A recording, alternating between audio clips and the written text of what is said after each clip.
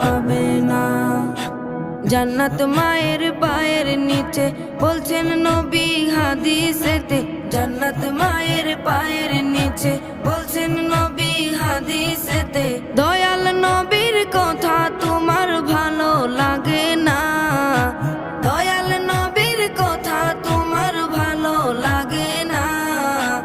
আল্লাহ নবীজির দয়া তারা পাবে না, হায়রে আল্লাহ নবীজির দয়া তারা পাবে না।